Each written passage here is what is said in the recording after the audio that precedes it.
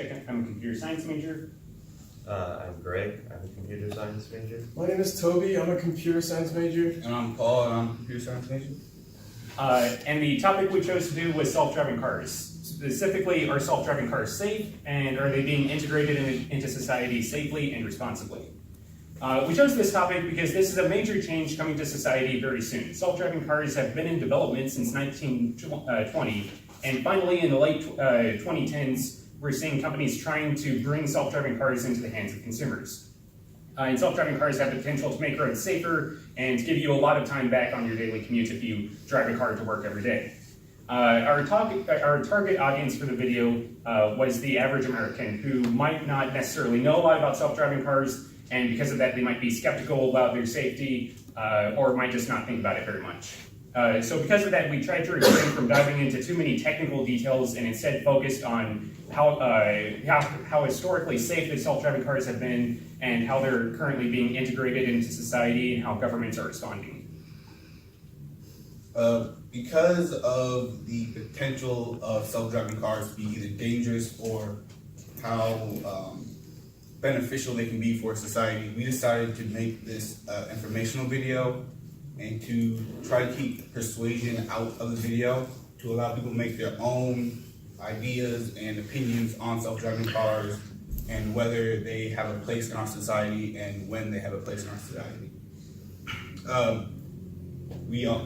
Doing this, we all agree that we want our group decides that we wanted self-driving cars in the future. So we had to keep bias out of our video. And so I think we did a good job of that. And so the way we did this and made sure that we could do this without bias, we focused on 4 topics: the history, not the history, but how they work, a little bit about how they work, the companies that are leading and producing self-driving cars, the safety and how previous incidents have occurred, and the last one was current laws and regulations on self-driving cars and the testing. Okay. The ideas we had on how to make our video that we ended up not going with, we considered doing a whiteboarding video, but we quickly scrapped this for 2 reasons. One, it's difficult to visualize by a whiteboard drawing a lot of the concepts we were wanting to cover, and also we're all computer science majors, none of us are very artistically inclined. So I think it would have, even if we could visualize the concepts, the final video would probably not be very good if we tried to be artists. And also we considered just sitting at a desk talking, but again, that's very boring.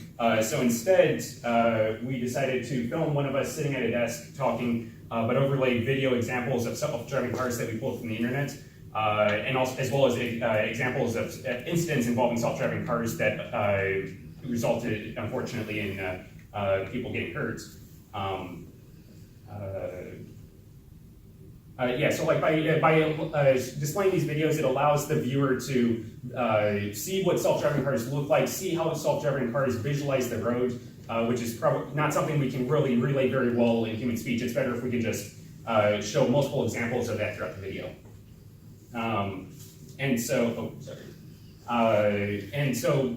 Specifically regarding how we went about filming, so we filmed Toby sitting at a desk, talking, reading the script on a projector behind him. We tried lining the camera up so that he could read the script, but it would look like he was looking at the camera. And additionally, the projector was making a lot of noise, so to try to mitigate background noise, he wore wireless earphones that captured the audio he was speaking. Okay, so for the distribution of the project, we kind of split it up sort of unclearly, especially since I had a bunch of conflicts, but for the most part it was Matt that was working on the video. I was initially working on the audio before we redid the video. The other 2, well I guess all of us, but especially the other 2, they were more focused on the script and also the visualizations. So yeah, like I was saying, this was just one of 3 presentations that I actually have to worry about for today, so I did have a bunch of conflicts, so I wasn't able to put nearly as much work into the video. But computers and the saving options they didn't want to work with the network for some reason, so pretty much we'd have to start from scratch if we wanted to even edit it, or we just have to, it would take a really long time to get it set up. And so another issue we had is we had to cut a lot of content that we wanted to use. It's really hard for us to fit everything in 4.5 minutes. So we could only briefly discuss things like how they work, and we couldn't really dive into much detail. Another thing we wanted to do was try to add music to the video, because someone just talking it's really not that interesting. So we actually found some music from Minecraft of all places. And we don't think it's a perfect fit, but we think it's very much better than just no background music whatsoever. So we decided to throw that in. And now Toby can talk about the results. In terms of how our video compared to other like machine learning informal videos, one thing that differed greatly is that like other videos, they try to like convey viewers to think a certain way or to choose a certain stance. But however, we just wanted to like report the information to the viewers and let them make their decision themselves. And on top of that, we also did like a news typecast report where like we're at a desk and we have like the information in the overlay images and talk about it. In terms of what we could have done better, things we learned that it is good to have diversity within your group, because as you know, we're all CS majors and our range of skills was very limited and small. So like in terms of like artistic ability or things like that, it was very limited. And also, one other thing that we could have done better is like get better video props. Like for example, the headphones kind of look clunky in the area we're in, look clunky.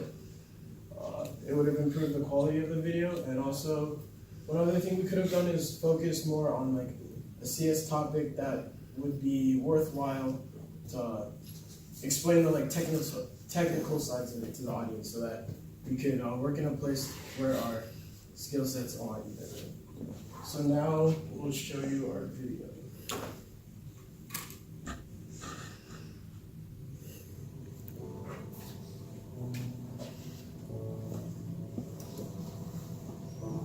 Imagine you call for an Uber car and it pulls up, but there's no driver in the driver's seat. It's self-driving. Do you trust it enough to get in? Can we trust self-driving cars with our life? Are they a hazard on public roads? We are here today to briefly explain how self-driving cars work, which companies are currently leading in this area, the safety of this technology, and how the government and laws regulate the ability of self-driving cars. In doing so, we hope to provide you with information so that you can make an educated decision on this subject. Self-driving cars come equipped with GPS and many sophisticated cameras and sensors. They use neural networks, which are systems that work similarly to the human brain, in order to map out driving patterns and learn all of the necessities and precautions required to safely drive. For instance, these neural networks are capable of sensing things such as stop signs, and they can instruct the car to stop. As they improve, they become capable of making more specific decisions, such as determining whether or not a vehicle with two wheels is a bike or a motorcycle. The progress made by these networks so far is not currently safe for commercial use, but it's getting close.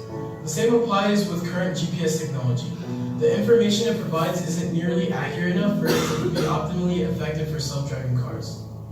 Some of the top self-driving car companies include Waymo, General Motors, NVIDIA, Uber, and Tesla. Of these companies, Waymo, originally started by Google, has achieved the most progress, and they claim that they are building a safer driver that is always alert and never distracted. They prioritize safety of drivers and pedestrians just over sheer convenience. Rather than relying on human skills, where crashes can occur in various forms such as speeding, alcohol abuse, distractions, and drowsiness, Google's goal is to create a safer driver that has a significantly lower error rate than humans and is able to utilize all of the benefits of modern day technology. But what are companies doing to test their self-driving car safety, and how successful has that been? As a safety precaution, a self-driving car always has a safety driver behind the wheel to take control if something goes wrong, or the car's software informs the driver to take over. Theoretically, this would be enough to prevent accidents from happening at the fault of the self-driving car, while its software is still in development. However, according to Basinger's 2018 article, Uber suspends driverless car program. On the evening of March 19th, the first fatality due to a mistake by a fully autonomous vehicle occurred. Uber suspended their self-driving car testing after an Uber vehicle struck a pedestrian jaywalking across a road in Tempe, Arizona. The vehicle was traveling about 5 miles over the speed limit, showed no signs of slowing down, and the logs of the internal computer showed the autonomous technology did not detect the pedestrian before the impact. Critics have said that this is a time when the self-driving car should have performed better than a human, and have detected a pedestrian despite the dark lighting. Having said that, footage of the incident shows that the safety driver was distracted, looking away from the road for approximately 5 seconds before the moment of impact. The safety driver in question was a felon with a history of traffic citations, which raises concerns about Uber's hiring practices. Uber has said that the driver fell within the company's standard background check requirements and remains an employee. Because of the fear and uncertainty of driverless cars, there have been regulations placed to make sure that loss of life and damages are minimal. However, according to Mitchell's 2018 article, California loosens rules for driverless cars. Due to the advancement of the technology in California, politicians are in favor of loosening regulations to allow companies more leeway for driverless cars. In the future, the goal is that these cars will not need a safety driver. So there you have it. How self-driving cars work, how historically safe they are, and how lawmakers are responding. Do you trust self-driving cars? Would you use a driverless car?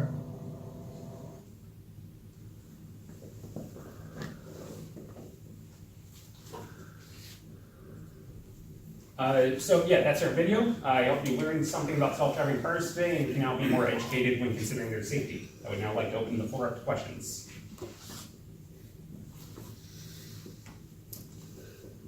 Yes. Does Uber have like any idea why the pedestrian wasn't detected by the car? If it had been like detecting pedestrians in the past, why was that one different? Thank you for that question. So, just to recap, your question was, why did they not detect it under this thing? Does anyone know? I don't think Uber has publicly commented on that yet. I guess since it was like in dark lighting, they didn't use like infrared sensors or like distance sensors to like track the front of their car. So the car probably assumed that the pedestrian was still part of the road because they wouldn't have like data of like a person like right in front of the car traveling at that speed. So they just assumed that was part of it. Yes. Are driverless cars are they allowed to go over the speed limit? Like in their programming, it was also mentioned that they were going 5 miles like above the speed limit when the accident occurred. Thank you for your questions. The question was, do companies program self-driving cars to potentially go over the speed limit, right? That depends by the company. Waymo, when they initially were testing their self-driving cars, they always actually required the self-driving car to never go above like 25 miles an hour. I don't know if they've changed that policy yet. They probably have. But my understanding is that Waymo takes a strict policy of never going above the speed limit, and obviously Uber hasn't taken that policy, so I think it varies from company to company. Oh yes. Do you think that like the safety driver behind the wheel of an autonomous car should be held liable for the damages of that car, like in the Uber case? Good question. Thank you for that question. So if your question is asking, is the fault at the self-driving car like the person? Then should would anyone like to take that? I can say, you can tell kind of by the footage that it was really dark, and you can't really see the pedestrian until he probably, actually I think he was a woman, but until the pedestrian would have been actually hit because it was very hard to see. So that's a little bit hard to say. At the same time, the car should have detected it and the person should not have been looking, so I feel like it could go either way. So if we were to give like a clean judgment, I would probably say that since they like had the driver there for the sake of like safety, knowing that the technology is not ready, it's probably at his fault because it's clearly showing that like he was looking at it and not paying attention. Yes. This is a random question. I'm not sure if you know the answer. But are self-driving cars programmed to pull over when they hear a siren? Thank you for your question. I think the question was like, do self-driving cars pull over when they hear a siren? I assume so. I haven't read or seen anything that says that they do or don't, but I assume they at least pull over. Now, if a policeman would pull over a self-driving car, I have no idea how that would be handled if there's no one in the driver's seat, but yeah. Oh yeah. Did somebody else have one over there? Oh no, I was gonna add on to that. All right, so my question is, I think of historically speaking, how new technologies roll out. And I'm thinking of, this has similar effects as the internet, right? So the internet was widely available in highly populated areas and slowly has got to more rural areas, and even now in more rural areas. It almost seems like it would make sense to start in highly populated areas because you can program it specifically to those areas. Less predictable things happen in rural areas, but there are a lot, like if I go into Chicago, my GPS fails on me all the time because you have roads that are above ground, some that are below ground. So how do they handle those? Does it make more sense to start in a rural area? So yes, thank you for that question. So it was more of asking, how do you rely on, like, do you rely on GPS or like more of like regionals? Oh, more, where do we start? Where should the focus start? Should we start rolling this out in highly populated areas and cities, rural areas, suburban? What makes the most sense? So I think Waymo has been, Waymo's initial introduction of self-driving cars to the public will be later this year, they say, and they'll be initially testing it in Phoenix, Arizona. I don't know much about Phoenix, but I visualize it as like not an incredibly populated city, but a city of some density to some extent. So that's what Waymo is doing.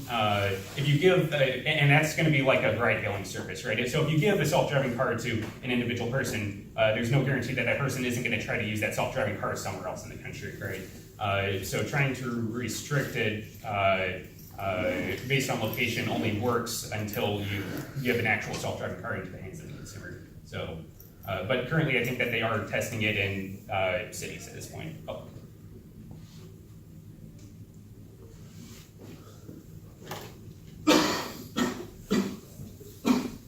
All right.